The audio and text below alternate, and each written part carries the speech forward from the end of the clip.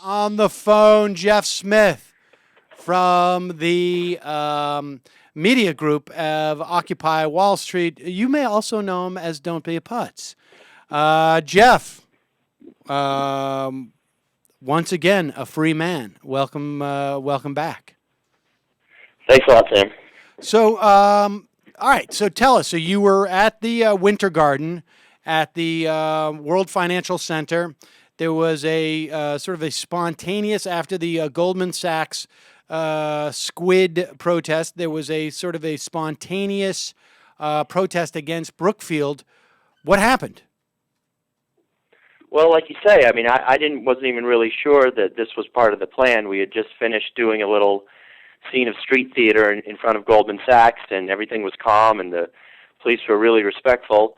And then, like you said, the group poured into the Winter Garden, which is a privately owned public space, actually one of the more beautiful indoor public spaces in New York City. It almost feels like a gilded shopping mall. And, right, it looks like a big mall, sort of like it looked like people were protesting in sort of like the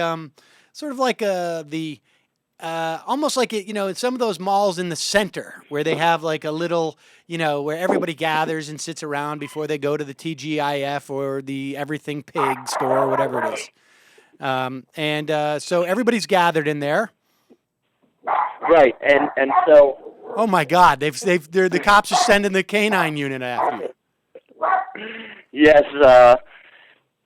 So we were in the Winter Garden, and it was actually one of the better sort of scenes that I've seen. I mean, there's been a lot of video of it, but it's literally people dancing in circles and chanting. It was quite loud, quite fun, quite boisterous, and it turned from a situation where people were just laughing and dancing within a span of about 4 to 5 minutes, where someone from Brookfield came out with a bullhorn and started announcing something that barely anybody could hear. In fact, I have video where I'm, 5 feet in front of him, maybe 3 feet in front of him, and you can hear him. It's directional, so he's spinning around in a circle telling people, it's funny because he literally says, "You people are occupying this space illegally. You're being forced to leave." And then he would say, "If you leave now, you will not be arrested." And so some people, as he spun around, only heard, "You will not be arrested." So at that point, some people started running up the escalator, and so there was a group of about 30 people that moved up the escalator, and the cops cut off that avenue, and from there, the police started just sort of grabbing people indiscriminately. And so arrests just started to break out in sort of the bottom of the atrium there. And so I was just standing there filming the whole thing, trying to cover as much as I could. And eventually I got pushed back a little bit beyond that perimeter. And then there's a split instance where the cops just say, "Get out of here now, just move." They just start, pushing people in every direction. And I was literally trying to run out when I got grabbed from behind by police and said, "We got you, you're going." And they told me explicitly that, you guys are getting criminal trespass, which means you guys are going down process, not just released on a DAT. A DAT? What is that? Which is just basically a desk summons, so you don't actually have to go down to central booking and sit and wait for a judge, as opposed to just being released ahead of time, like a traffic ticket. So they intentionally, I think, wanted to make people stay, and it certainly seems like they intentionally targeted people that were journalists in some kind of a way. Yeah, who had a camera. I was going to say, you say it's indiscriminate, but, the interesting thing is, I think the video, I'm sure you've seen it by now, although I also imagine you've been doing a lot of sleeping, of Justin Weeds. There is, there was, about 17 of you who were arrested? Correct. It was 10 men and 7 women, and some were members of the band and had instruments, but virtually everyone else was an independent photographer or journalist or tweeter or live streamer, some kind of person involved in getting the message out. And the fascinating thing is, now people have to understand, there was at least a couple of hundred people there. I mean, so it's not like there was 35 people and they got half of them. And you can see the video of Justin Weeds, and we'll put that on our homepage at Majority FM. And he is grabbed from behind. So he's not obviously getting into some cop's face. He's sitting there with a laptop. He's about as immobile as you could possibly be, and still on your feet, with a laptop in one hand and a camera in another. I assume he was sort of like doing one of those Bluetooth camera things to his computer as he was live streaming. And he's grabbed from behind. And sort of just singled out. I mean, how much forethought do you think went into this by the cops, or do they have like a standing order? I mean, what's your sense? I don't know. I mean, part of me thinks that maybe it was luck, but when you think about it, really, not only does it seem intentional, it blows my mind, because how dumb can you be to not only arrest us first thing in the morning, hold us all day and straight through the night into the next day, so the next day's news cycle is ready for it, and as you go into prime time of that next day to have us still being held, and then on top of that you arrest a bunch of media people that already know how to connect to the press and, tweet out their stories, and, that's why you ended up with live stream footage still coming out of the back of the paddy wagon and photographs. And, down in the cell, I was able to call up a press number that we had that used Google Voice, and we recorded the conversations and then had those out before we were even out of the jail. So, in many ways, it almost became a press opportunity for us. And it just sort of points again to the just sort of ineptitude in some way with the way Bloomberg and these guys seem to be handling it. And I say Bloomberg because when we finally, 14 hours later, showed up at Central Booking, the first thing we heard was a phone, picked up, and the woman said, yeah, the protesters are here. So there's somebody obviously, watching us through this whole system and treating this thing separately.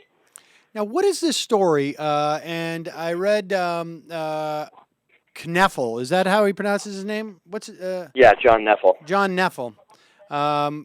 I say Kneffel because Milo's got a book, Knuffle Bunny, and it goes back and forth. It's a long story. But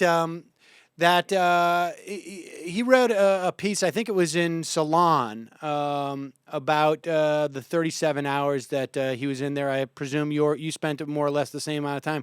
What's this whole thing with the Retina scan? Well, it's in addition to the fingerprints and mugshots, they also try and force you to do a retina scan, and I think they don't really tell you up front that it's optional, but, most of us kind of knew that, and our lawyer confirmed that. So when we came in, virtually all of us declined to do the retina scan, but at the very end of the process, after we had been waiting, after seeing our lawyer for, 4 or 5 hours, when we were finally about to go see the judge, they tried to force us once again to submit to this retina scan. And so, one by one, people were, going in and refusing and then getting put back in. And finally they came out and said, hey, listen, if none of you guys are going to submit to it, just tell us now. And the end result was, basically they were saying you're going to have to spend another night in jail if you don't do this optional retinal scan. And when we talked to our lawyer, she said, since they've been doing this for about 2 years, I don't think anybody has really refuse them, certainly not in a big number like this, so this may be potentially an important case if you guys want to do it. And there were, on the women's side, there was actually only one woman who was 18 years old, and she was refusing adamantly, while the others were fine to do it. And then once the men, weighed it amongst ourselves, it was virtually all of us decided that we would go ahead and refuse and stay another night if we had to. So in the end, what happened was the judge back down, I guess, and they decided to just let us go. But I was certainly willing to spend one more night to not have to, finally submit one more time to this police state, and for fear of punishment. I mean, that's what it feels like. They're just desensitizing you, training you to submit to whatever kind of procedure they want to do to you, to catalog you and, keep track of you. Wow. But I presume though that just like we go to the eye doctor, you do the retina scan, they give you a lollipop, right, or something like that. Don't you get a little toy or something, a little Well, that's good. So you all refused en masse, and they backed down from their threat to hold you. Correct, but they were. I mean, when the first person that went in and refused, the bailiff told him, fine, see you in a week, douchebag, as he walked back towards the jail cell. And they technically have the right to hold you for 72 hours from the point at which you reach central booking, which for us would have been until early Friday morning. So Wow. it was kind of a threat, but again, I mean, I'm in a position where I'm willing to do that at this point. Because when we start giving up these rights, I mean, forget about prosecuting Wall Street. We're talking about having no more First Amendment right. Journalists can't even, do their job. We're really seeing such an incredible backlash to these protests that I think, hopefully, I really think this might make the protests even more successful, because people will see that this is not a joke. When you start telling the truth to power and they react this way, it's pretty much confirmation that what we're doing is really effective. Yeah, I mean, there's a lot of things that the occupation and the direct actions have been revealing. I think both in terms of the specific issues that they're addressing, whether it's foreclosure or stop and frisk or union busting or whatever the direct actions have been about. But then there's these ancillary aspects where it shows, just the militarization of our police and the infringement upon our First Amendment rights and a whole other slew of rights. And of course, you get out today and you hear that the president won't be vetoing this NDAA, this National Defense Authorization Act, which, once the protests get classified as low-level terrorists, then you can just be held indefinitely, retinal scan or not, at that point. But my understanding is that today there was some action taking place. I don't know if it was an official Occupy Wall Street action to the extent, but that according to OccupyWallStreet.org, there's a Defend the Bill of Rights for All of Us press conference today that took place just an hour ago on the streets of the federal court in Foley Square. But tell us what you know about what's planned for Saturday, which is the 3-month anniversary of Occupy Wall Street. Okay, and by the way, the proceedings at Foley Square actually also included a funeral procession for the Bill of Rights, and there was a coffin and pallbearers, and so we also were celebrating, so to speak, or paying our respects to what used to be our great nation's laws. So as far as D17 coming up, we are. When we say that we're reoccupying the space, really it's more about trying to bring a large group of people there. There's going to be events going on.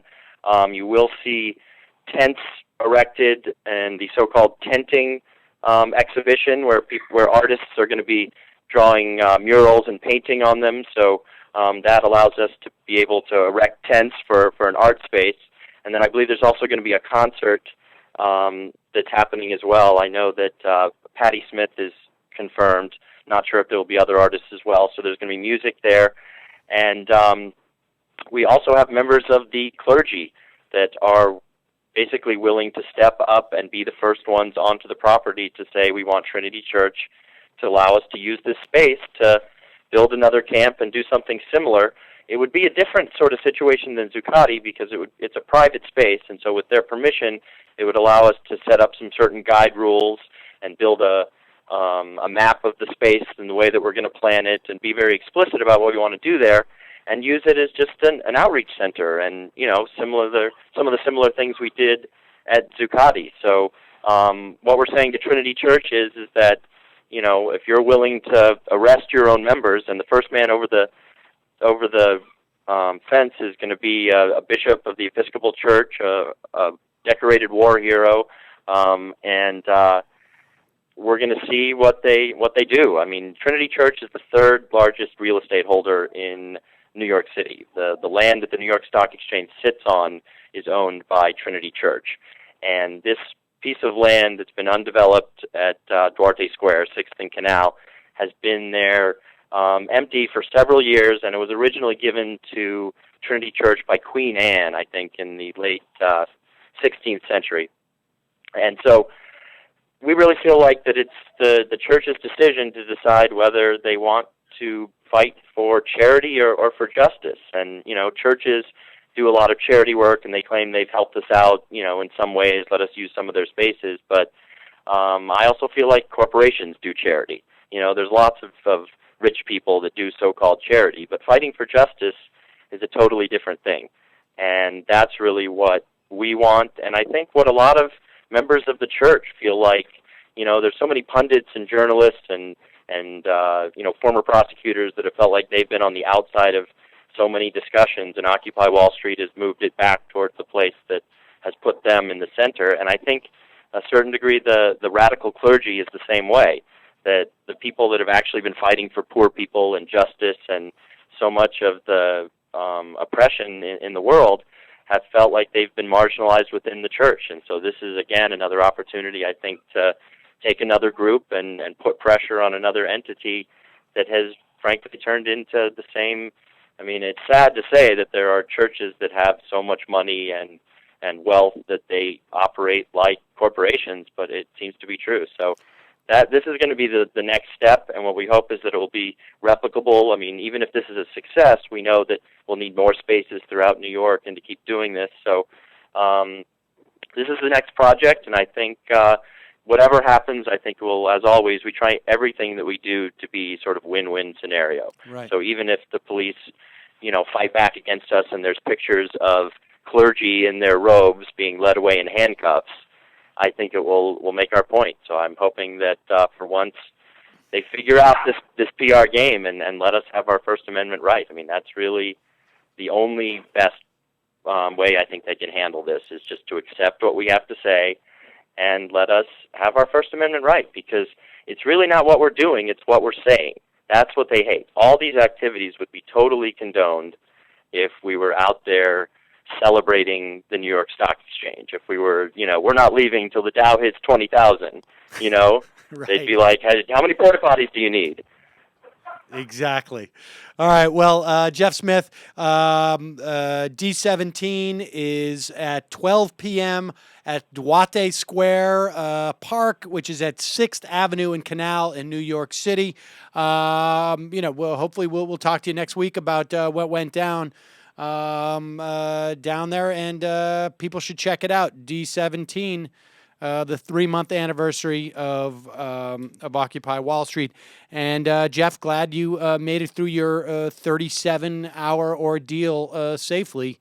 And we've got the picture. You're looking pretty badass. I got to be honest with you on the picture of your perp walk. Yeah, probably only surpassed by my mugshot. I wonder if I can get a hold of that. I'll have to. They don't give you copies of that? No. I mean, is that how they used to work? I don't know. I guess it's a dual-edged sword if you get that out on the internet. You want your mugshot on the internet? Right. Well, that's why you always got to smile. That's what Tom DeLay taught us all. Jeff Smith, thanks so much for joining us. Really appreciate talking to you, buddy.